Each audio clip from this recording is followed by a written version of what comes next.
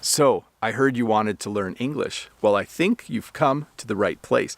I'm Bob the Canadian, and in this video, I will give you what I think is an excellent plan that will help you learn English.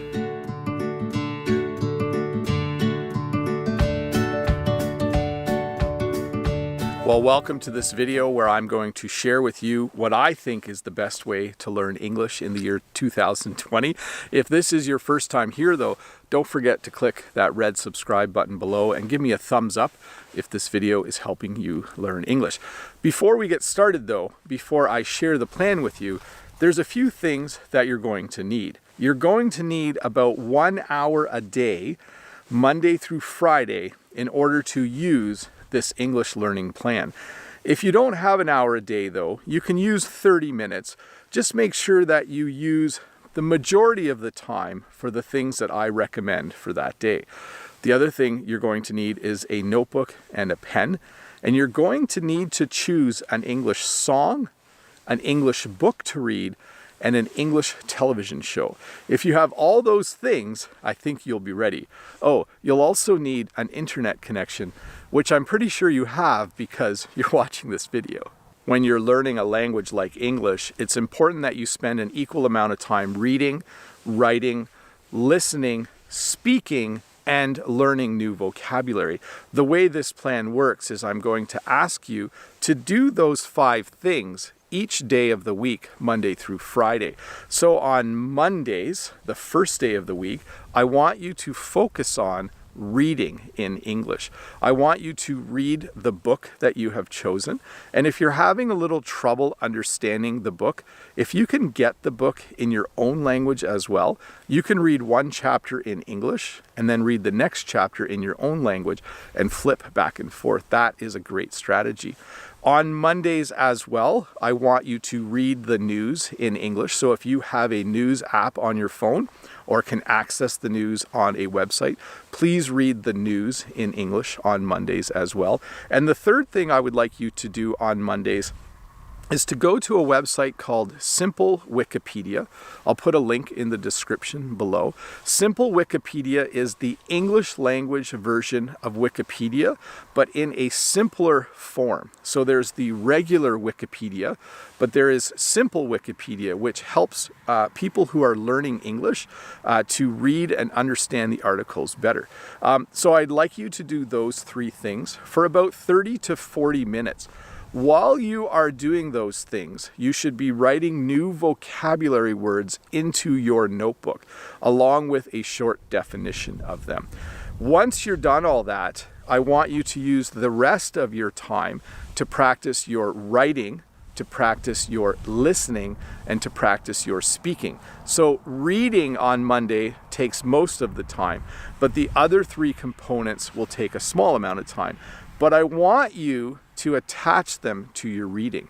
So to practice your English speaking, I want you to read part of your book out loud, just to yourself. To practice your writing on Monday, I want you to write out a few passages from the book. And to practice your listening, it would be really cool if you could find the audio version of the book you are reading and listen to it a bit. So that is Monday. On Monday, your focus is reading. Spend 30 to 40 minutes reading, and then the rest of your time, practice the other aspects of learning the language, but in a way that is still related to the book you are reading. On Tuesdays, your focus will be writing. I want you to spend 30 to 40 minutes writing in English. The first thing you should do is write in your notebook. You should write down 5 things that you did the day before so that you can practice writing in the past tense. You should also write down 5 things that you are going to do the next day so that you can practice writing in the future tense.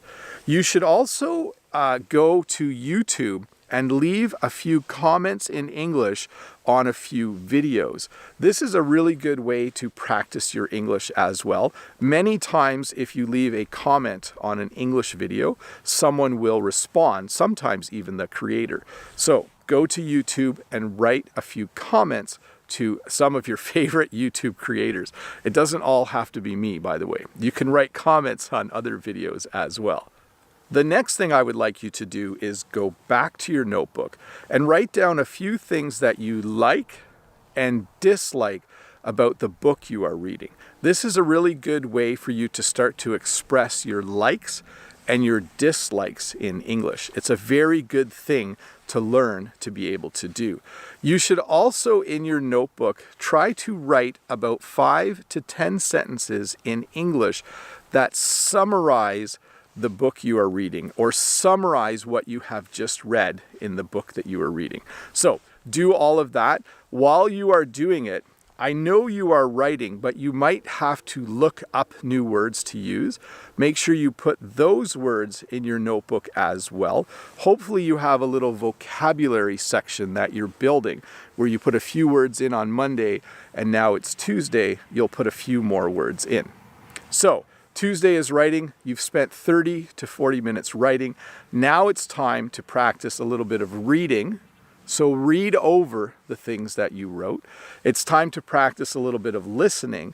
So maybe put some of your comments into Google Translate and click the little speaker button so you can hear what your English sentences sound like out loud. And then certainly read your English sentences out loud in your own voice so that you can practice a little bit of speaking. I forgot to mention this about Mondays, but if you are done the work of the day, on Monday, if you're done your reading, on Tuesday now, if you're done your writing, spend the balance of time doing a little bit of Duolingo, maybe just listening to the song that you chose, because the song you chose should be something that you're just listening to throughout the week. Anyways, that was Tuesday, where your focus was writing. On Wednesdays, I want you to focus on listening. This might end up being your favorite day to study English if you use this plan. I want you to watch your television show in English. I want you to listen to your song a few times in English. I think you should watch a few YouTube videos in English. And if you do have the audio book for the book you are reading, I want you to listen to a few chapters from the audiobook. This should be a great day because most of these listening activities will fill your hour. But at the end of the hour, if you still want to do a bit of work, there's a few things that you could do. You could read a little bit about the television show that you are watching. You could write a little bit about the television show you are watching, or you could write about how the song makes you feel. You could say some of the same lines as people in the television show. You could shadow or mimic what the actors are saying. This is a great way to work on your accent. And you could sing along to the song. That's a great thing to do as well. And of course, during all of this, you should still be adding words to your notebook, new vocabulary words that you are learning as you watch your show, listen to your song, and do the other listening activities. On Thursdays, I want you to focus on speaking.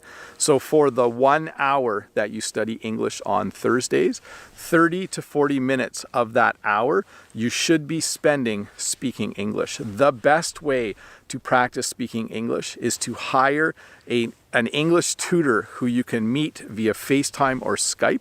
There are websites like Preply, there's a link below in the description, or Cambly or italki, where you can hire a native English speaker to have a conversation with you. If you have the money and you can afford it, this is money well spent. It is a really, really good investment. The fact that you know you will be talking to a native English speaker every Thursday will actually make you work harder on Monday, Tuesday, and Wednesday, and Friday each week in order to get ready for that session. When you do talk to a native English speaker, talk about the television show that you are watching, talk about the book that you are reading. You'll have a lot of things that you can share with them in an English conversation. If you cannot afford to hire someone, you still need to speak English on Thursdays. You can just talk out loud to yourself. You can narrate your life. I did another video where I explained a few of those things. I'll put a link up there. But certainly on Thursdays, do whatever you can to get in 30 minutes of speaking in English. The rest of the time on Thursday, you can do whatever you need to do. Maybe listen to your song again and sing out loud. That's also speaking. Read your book, but read it out loud. That's also speaking. Or watch your TV show and kind of, again, shadow or mimic some of your favorite actors. Anyway, Thursday is the day that you should be speaking English a lot. On Fridays, I want you to focus on vocabulary. On Monday, Tuesday, Wednesday, Thursday, you wrote down new words and their definition in your notebook. Hopefully you were doing that. On Friday, I want you to read over all of the new words. I want you to say them out loud. I want you to use the new words in a sentence. And I want you to just practice them till you have them memorized. If you are familiar with websites like Quizlet, make a Quizlet set using all of your new words and practice it over and over again. If you are more comfortable making flashcards or simply writing the vocabulary out many, many times, do that instead. But Friday, you should just be spending all of your time, the entire hour, making sure that you have all your new vocabulary memorized. I think you'll really benefit from this one. So you just spent Monday through Friday learning English. What do you do on the weekend? Well, there's a few things that you should do on the weekend to make this English learning plan really work. You should find a new song every weekend. You should look for a new English song that you can use in the following week. If you are done reading your book, you should go to the library or order a new English book online or borrow one from a friend. If you are done watching all of the episodes of the television show you were watching, you should get a new television show to watch or find a new television show to watch. Or you could just take a break. Sometimes taking a break from learning actually refreshes your mind and makes you better able to learn the next week. Anyways, Bob the Canadian here. I hope you like this plan. I'm going to put the plan in the description below so that if you want a copy that you can copy and paste and modify for your own usage, it will be down there. But yes, I'm Bob the Canadian. You're learning English with me. Thank you so much for watching. If you're new here, don't forget to click wherever the red subscribe button is. Click that and give me a thumbs up if this video helped you learn just a little bit more English, or if it at least gave you a plan that you can use going forward to learn as much English as you can. Hope you're having a great day, and I wish you all the best in 2020 as you continue to learn English.